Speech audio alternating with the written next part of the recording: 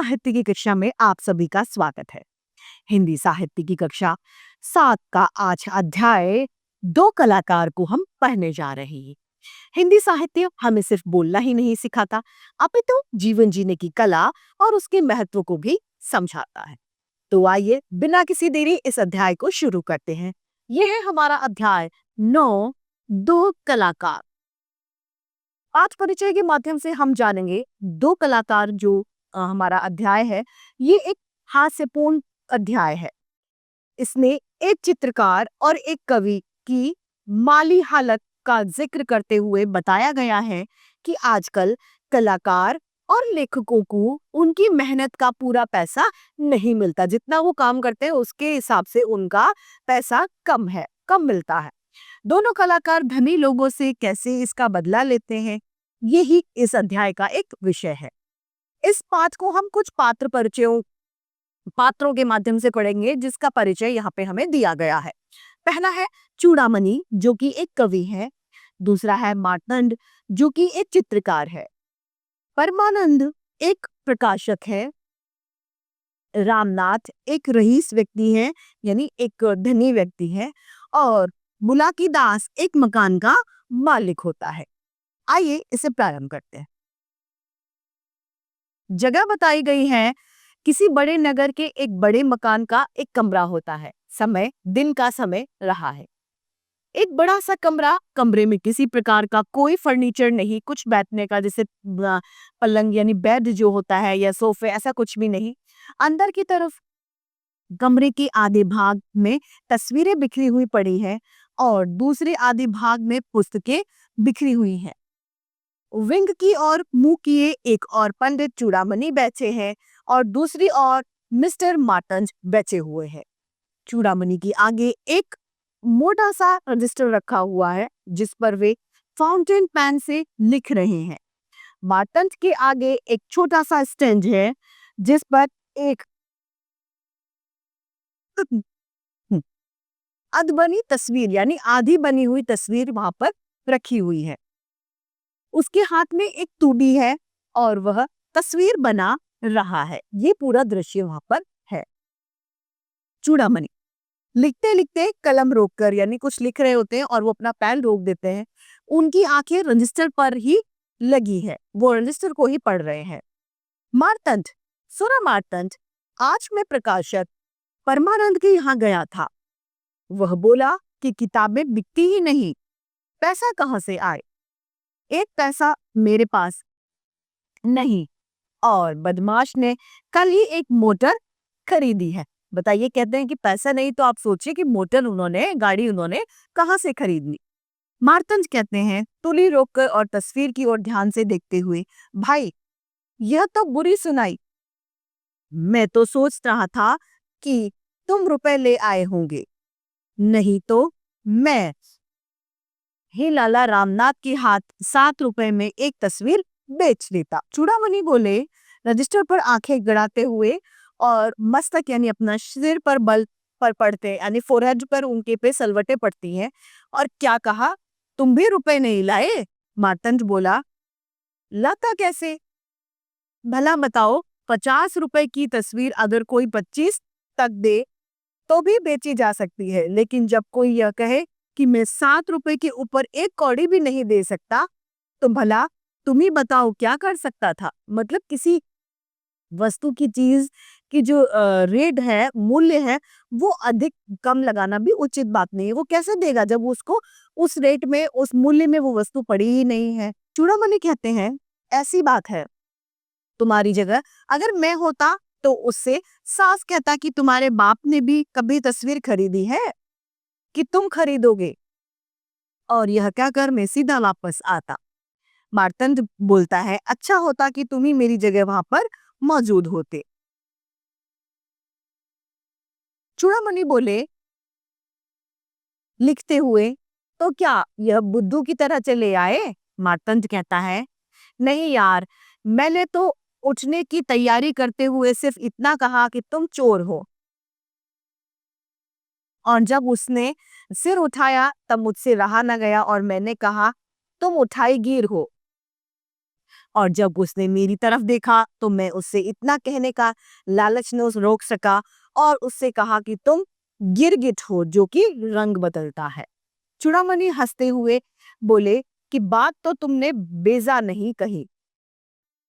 मार्तंड मुस्कुराते हुए कहते हैं, नहीं, बात तो बेजा नहीं थी, लेकिन बात कहने के जोश में मैं यह भूल गया कि मैं उसके घर पर बैठा हूँ और उसके 5-10 नौकर भी वहां पर मौजूद है। चूड़ामणि बोले, तो फिर तुम पिटे भी? मार्तंड बोला, अगर पिटता तो भी अच्छा था, क्योंकि इधर बहुत दिनों से पिटा नहीं हूं, लेकिन इसकी नौबत नहीं आई। उसने नौकरों को आवाज दी और 4 आदमी कमरे में घुस आए। उन्होंने कहा, मारो, और मैं समझा कि मुझसे कह रहा है, लिहाजा मैंने ताना घूसा और वह बैठा था सामने, तो घूसा ठीक उसकी नाक पर ही पड़ा। चौंक कर हाथ उठाते हुए चूड़ामणि बोले, वेल डन, शाबाश, लेकिन तुम बच कैसे आए? ये तो बताओ, आखिर तुमने उसे मारा, उसके यहाँ पे नौकर भी थे, तो तुम कैसे बचाए? मार्तंड बोले, बात यह हुई कि नौकरों ने संभाला उसे और मैं तस्वीर उठाकर वहां से भागा। लोग ले दे ही रहे थे और मैंने सीधा घर पहुंचकर सांस ली, लेकिन आएगा वह जरूर। गलती से मैं अपनी तस्वीर की जगह उसके बाप की तस्वीर, जो उसी दिन विलायत से बनकर आई थी, वो मैं यहाँ पर उठाकर ले आया हूँ। चूड़ामणि बोले, खैर चिंता न करो, मैं परमानंद की सोने की घड़ी उठाकर यह कहता भागा कि अगर 2 घंटे के अंदर रुपया न दिया तो मैं घड़ी बेच दूंगा। जेब से घड़ी निकालकर वह देखता है, बाहर के दरवाजे पीटने की उसे आवाज आ जाती है। दोनों अपना अपना काम रोककर दरवाजे की ओर देखने लगते हैं। आवाज आती है, चूड़ामणि जी। मार्तंड कहते हैं, नहीं है। आवाज आई, मार्तंड जी। चूड़ामणि बोलते हैं, नहीं है। आवाज आई, आप दोनों मौजूद हैं, किवाड़ खोलिए। दोनों बोलते हैं, नहीं खोलेंगे। फिर आवाज आती है, हम दरवाजा तोड़ देंगे अगर आप किवाड़ नहीं खोलेंगे। किवाड़ अर्थात दरवाजा या गेट। चूड़ामणि बोले, बड़े खुशी से, आपका दरवाजा है, आप चाहे तो तोड़ सकते हैं। मार्तंड कहते हैं, और अपनी चीज अगर आप तोड़े तो भला हमें रोकने वाला कौन होता? हम रोकने वाले कौन होते हैं? आवाज आती है, हम आपसे प्रार्थना करते हैं कि दरवाजा खोलिए, हम आपसे विनती कर रहे हैं कि आप दरवाजा खोल दीजिए। चूड़ामणि बोले, किससे? चूड़ामणि से या मार्तंड से? आवाज आती है कि दोनों से ही, आप से विनती है कि दोनों में से कोई भी आप दरवाजा खोल दीजिए। मार्तंड कहते हैं, दरवाजे खोलने का काम सिर्फ एक आदमी ही कर सकता है। आवाज आई, अगर आप लोग दरवाजा नहीं खोलते तो मैं बाहर से ताला बंद कर देता हूँ। चूड़ामणि कहते हैं, ऐसी हालत में दरवाजा हमें तोड़ना पड़ेगा। मार्तंड कहते हैं, और नुकसान आपका होगा। आवाज आती है, मार्तंड जी, आपसे प्रार्थना करता हूँ कि आप दरवाजा खोल दीजिए। मार्तंड कहता है, हाँ, अब तुमने बात ढंग से की है। मार्तंड उठकर जंजीर खोलता है। बुलाकीदास, जो कि उनका मकान मालिक था, वो अंदर आता है। मार्तंड जंजीर खुली छोड़कर लौटता है और अपनी जगह बैठकर तस्वीर बनाने लग जाता है, यानी जो वो फोटो बना रहा होता है, पेंटिंग, वो बनाने लगता है। बुलाकीदास कहते हैं बीच कमरे में खड़े होकर कि 6 महीने हो गए, मुझे किराया चाहिए। उस पर वो दोनों लोग चुप रहते हैं। बुलाकीदास कहते हैं, आप लोग सुनते हैं? चूड़ामणि कहते हैं, कृपया करके आप बात मार्कंड से कीजिए। बुलाकीदास कहते हैं, क्यों, आपसे क्यों नहीं करूं? चूड़ामणि बोले, इसीलिए कि आपने किवाड़ खुलवाया है मार्तंड से। मेरा किवाड़ अभी तक बंद है, लिहाजा आपको मुझसे बात करने का कोई भी हक, कोई भी अधिकार नहीं है। मार्तंड कहते हैं, बुलाकीदास की तरफ मुड़ जाते हैं और वो कहने लगते हैं, लाला बुलाकीदास, आपने पहले आवाज दी चूड़ामणि को, वे वहां मौजूद हैं, आप उनसे बातचीत करें, और वो अपनी तस्वीर बनाने में लगे हुए होते हैं। बुलाकीदास कहता है, मैं आप दोनों से कहता हूं कि जब से आप लोग इस कमरे में आए हैं, तब से आप लोगों ने एक पैसा भी नहीं दिया। 6 महीने हो गए, ₹25 के हिसाब से 150 रुपए मेरे किराए के बनते हैं। 150 रुपए किराया होता है। चूड़ामणि लिखना बंद करते हैं और बुलाकी दास की ओर मुड़ जाते हैं, घूम जाते हैं। बिल्कुल झूठ। आपके नाते के मुंडन में निमंत्रण पत्र पर मंगलाचरण की कविता मैंने लिखी थी। 1 महीने का किराया वह अदा हो गया, यानी हमने उसमें आप ये मान लीजिए कि 1 महीने का किराया हमने आपको चुका दिया। चूड़ामणि फिर से लिखना शुरू कर देते हैं। बुलाकी दास बड़े आश्चर्य से यानी अचरज से चूड़ामणि को देखते रहते हैं। मार्तंड कहते हैं, वो तेजी से घूमते हैं और वो कहते हैं, और आपको पूजा करने के लिए राधा कृष्ण की तस्वीर मैंने बनाकर दी थी। दूसरे महीने का किराया हमने ऐसे चुका दिया। चूड़ामणि फिर से बोलते हैं घूमकर, आपके छोटे लड़के के विवाह पर मैंने कवि सम्मेलन करवाया था। तीसरे महीने का किराया हमने इस तरीके से अदा कर दिया। मार्तंड कहते हैं, जन्माष्टमी में आपके मंदिर की झांकी मैंने सजवा दी थी। चौथे महीने का किराया वह अदा हुआ। बुलाकी दास दोनों की तरफ बड़े अचरज से, बड़ी हैरानी से देखते रहते हैं। बुलाकी दास कहते हैं, अजी वाह, इतने जरा जरा से काम के रुपए, वह तो आपने अपनेपन में कर दिया था। वो कहते हैं कि ये तो आपने हमें अपना समझा, इसीलिए आपने हमारा ये काम कर दिया था। मार्तंड कहते हैं, हमने काम तो किया, आप तो बिना काम किए हुए ही पैसे मांग रहे हैं, रुपए मांग रहे हैं। चूड़ामणि कहते हैं, और आप भी अपनेपन में किराया जाने दीजिए। मतलब जब हम आपको अपना मान रहे तो आप भी हमें अपना मानिए और आप भी किराया छोड़ दीजिए। बुलाकी दास कहते हैं, आप लोग अजीब तरह के आदमी हैं। अच्छा, वह 4 महीने का किराया हुआ, अब 2 महीने का किराया दीजिए और मकान खाली कीजिएगा। चूड़ामणि बोले, संसार का एक महाकवि आपके इस चिड़ियाखाने जैसे मकान में रहा। 5वें महीने का किराया वह अदा हुआ। मार्तंड बोले, संसार का एक श्रेष्ठ चित्रकार आपके इस जानवरों के रहने काबिल मकान में रहा। छठे महीने का किराया हमने ऐसे चुका दिया, अदा कर दिया। परमानंद का आना होता है। उन्हें देखते हुए चूड़ामणि एकदम उठकर खड़े हो जाते हैं। चूड़ामणि कहते हैं, आइए परमानंद जी, पधारियो, आपका स्वागत है। अभी अभी आपकी कीर्ति गाथा पर एक पुराण प्रारंभ हुआ है। बैठकर पढ़ता है। झूठ, दगाबाजी, मक्कारी, दुनिया के कोई छल छंद नहीं बचे हैं।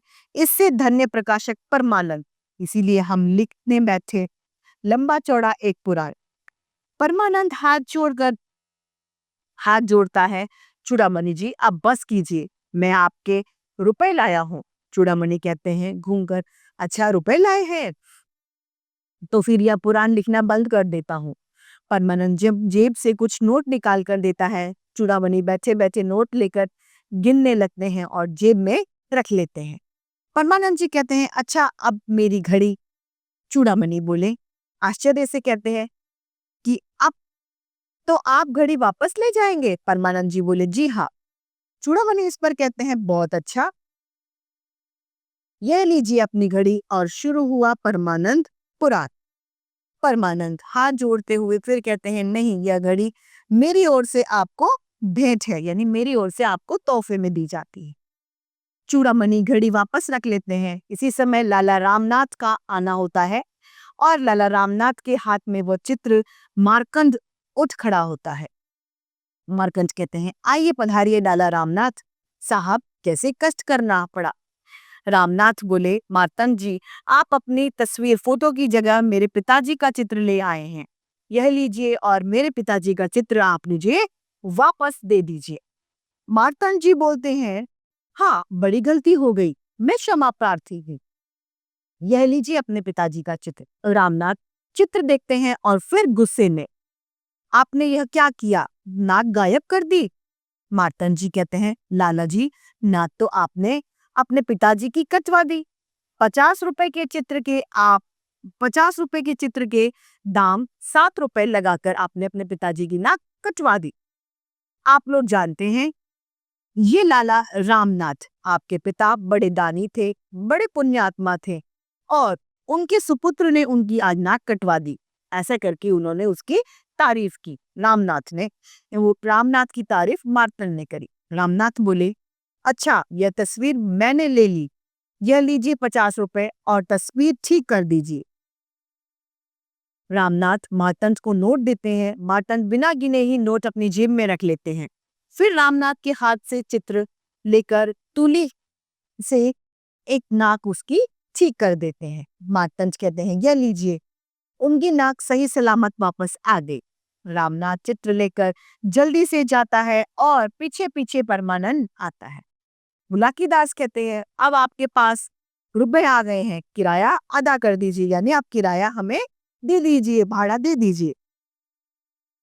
चूड़ामणि जी कहते हैं यह तो दिया कि किराया कह तो दिया कि किराया हम लोगों ने चुका दिया है, अब जब चढ़ेगा तब लेना। बुलाकीदास कहते हैं किराया चढ़ने की नौबत ही नहीं आएगी, आप लोग अभी यह मकान खाली कीजिए।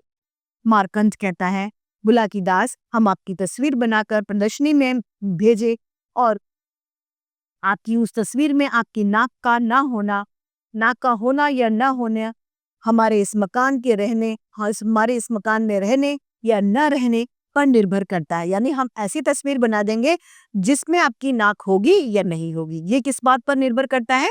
जब आप हमें इस मकान में रहने देंगे। यदि आप हमें इस मकान में रहने देंगे तो आपकी नाक होगी, और यदि आप हमें इस मकान में नहीं रहने देंगे तो आपकी नाक नहीं होगी। चूड़ामणि जी बोले और अगर हम इस मकान से गए तो परमानंद पुराण को हम बुलाकी पुराण बना देंगे। आप समझे इस बात को? बुलाकीदास बोले आप दोनों बड़े बदमाश हैं, हम आप लोगों को समझ लेंगे। तेजी से जाता है। चूड़ामणि उठकर दरवाजा बंद कर देता है, फिर अपनी जगह बैठकर लिखने लगता है और मार्कंड भी अपना चित्र बनाने लग जाता है। इस सुंदर से पाठ के रचयिता है भगवती चरण वर्मा। तो आज की हिंदी की साहित्य की कक्षा यही समाप्त होती है। फिर से हिंदी साहित्य के रोचक अध्याय लेके आपके समक्ष प्रस्तुत होंगे। आज के लिए इतना ही, फिर मिलते हैं। धन्यवाद।